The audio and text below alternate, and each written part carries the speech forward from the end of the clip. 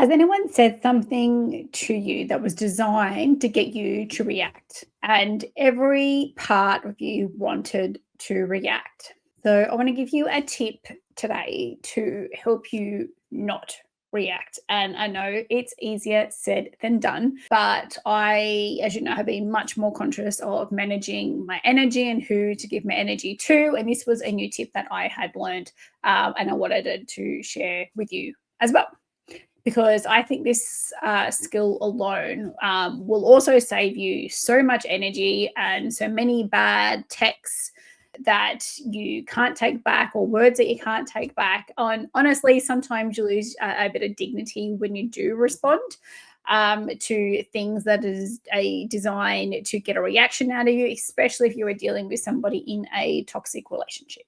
So, hey, and welcome back to the Stacy M Show. I'm obviously Stacy with a very creative title of the podcast, but today we are talking about the 90 seconds that decide whether a situation can escalate or whether we can end it. So, here's something not enough people probably tell you.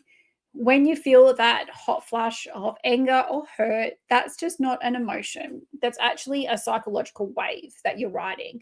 And your body's flooding with cortisol and adrenaline. Your heart rate spikes, your thinking brain, the smart, rational part of your brain, temporarily can take a seat back to the reactive part of your brain. And here's a part I think matters. The wave, left alone, peaks and starts to pass within about 90 seconds. Not the whole feeling, but the flood, the bit that makes you want to fire back immediately. And I used to be so bad at that. That's a part that's short lived if you let it be. So the problem is almost nobody does let it be. You react inside those 90 seconds pretty well every single time. And then we spend days, sometimes years, managing the fallout of something that took less than 2 minutes to trigger. I've done it. I have fired back a message. I've regretted it within the hour, sometimes earlier than that, said something in the heat of it that took a full apology to undo. Every single time, if I'm honest, I wasn't actually responding to what they said. I was responding to that wave. So the simple rule, when you feel that flood hit, the chest tight, so your tight chest, your jaw clench, I need to say something right now feeling, you give it 90 seconds before you respond. Not 90 seconds to calm down completely, just 90 seconds to get out of that wave and back into your thinking brain.